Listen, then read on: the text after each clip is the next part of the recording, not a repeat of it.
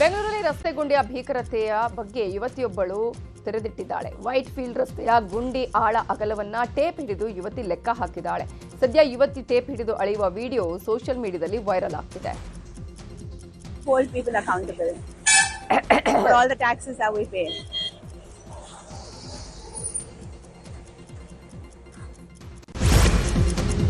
ಬೆಂಗಳೂರಿನ electronic city ಸುತ್ತಮುತ್ತ ಅಕ್ರಮವಾಗಿ ಕಸ ಸುರಿತಾ ಇದ್ದು, ಇದರಿಂದಾಗಿ ಸುತ್ತಮುತ್ತಲಿನ ನಿವಾಸಿಗಳು ಹೈರಾಣಾಗಿದ್ದಾರೆ. ಮೈಲಸಂದ್ರದ ಸರ್ಕಾರಿ ಕ್ವಾರಿಯಲ್ಲಿ ಪ್ರಕಾಶ್ ರೆಡ್ಡಿ ಅಂಡ್ ಗ್ಯಾಂಗ್ನಿಂದ ಕಸ ತಂದು ಸುರಿಯಲಾಗ್ತಾ ಇದೆ ಎಂಬ ಆರೋಪ ಕೇಳಿಬಂದಿದೆ.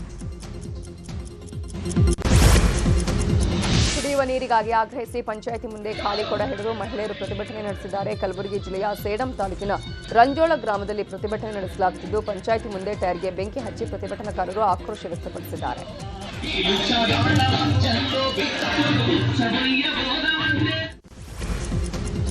ಬಸವ ಸಂಸ್ಕೃತಿ ಅಭಿಯಾನ ಮತ್ತು ಲಿಂಗಾಯತ ಮಠಾಧಿಪತಿಗಳ ವಿರುದ್ಧ ಹೇಳಿಕೆ ಹಿನ್ನೆಲೆ ಕೊಪ್ಪಳದಲ್ಲಿ ಅದೃಶ್ಯ ಕಾಡಸಿದ್ದೇಶ್ವರ ಸ್ವಾಮೀಜಿ ವಿರುದ್ಧ ಪ್ರತಿಭಟನೆ ನಡೆಸಲಾಗಿದೆ.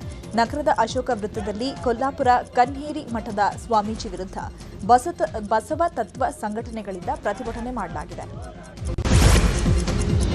ಬೆಳೆ ಹಾನಿ ಪರಿಹಾರಕ್ಕಾಗಿ ಬಿಜೆಪಿ ಬೃಹತ್ ಪ್ರತಿಭಟನೆ ನಡೆಸಿದೆ. ಬೀದರ್ನ ಬಸವ ಕಲ್ಯಾಣದಲ್ಲಿ ಶಾಸಕ ಶರಣು ಸಲಗಾರ್ ನೇತೃತ್ವದಲ್ಲಿ ಪ್ರತಿಭಟನೆ ನಡೆಸಲಾಗಿದ್ದು, ಇದೇ ವೇಳೆ ಶರಣು ಸಲಗಾರ್ ಚಡಿಯೇಟು ತಿನ್ನುವ ಮೂಲಕ ಪ್ರತಿಭಟನೆ ಮಾಡಿದ್ದಾರೆ.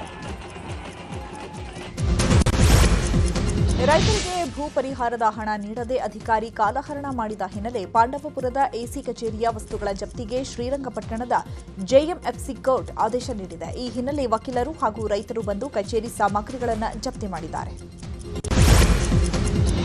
10 ಗ್ರಾಮಗಳಿಗೆ ಇರುವ ಏಕೈಕ ರಸ್ತೆಯನ್ನು ಒತ್ತುವರಿ ಮಾಡಿಕೊಳ್ಳಲಾಗಿದೆ. ದೊಡ್ಡಬಳ್ಳಾಪುರದ ಕತ್ತಿಹೊಸಹಳ್ಳಿ ಬಳಿ ಒತ್ತುವರಿ ಮಾಡಿಕೊಳ್ಳಲಾಗಿದ್ದು, 3 ವರ್ಷಗಳ ಹಿಂದೆ ಖಾಸಗಿ ವ್ಯಕ್ತಿಯಿಂದ ಜಮೀನು ಖರೀದಿ ಮಾಡಿಕೊಳ್ಳಲಾಗಿತ್ತು. ನಂತರ ಏಕಾಏಕಿ ರಸ್ತೆ ಒತ್ತುವರಿಗೆ ವ್ಯಕ್ತಿ ಮುಂದಾಗಿದ್ದು ಭಾರೀ ಆಕ್ರೋಶಕ್ಕೆ ಕಾರಣವಾಗಿದೆ.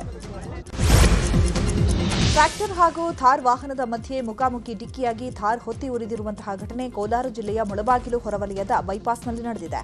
ಘಟನೆಯಲ್ಲಿ ಟ್ರ್ಯಾಕ್ಟರ್ ಚಾಲಕ ಹಾಗೂ ಥಾರ್ನಲ್ಲಿದ್ದ ಧನುಷ್ ಸೇರಿದಂತೆ 2 ಗಂಭೀರವಾಗಿ ಗಾಯಗೊಂಡಿದ್ದು ಆಸ್ಪತ್ರೆಗೆ ದಾಖಲಿಸಲಾಗಿದೆ.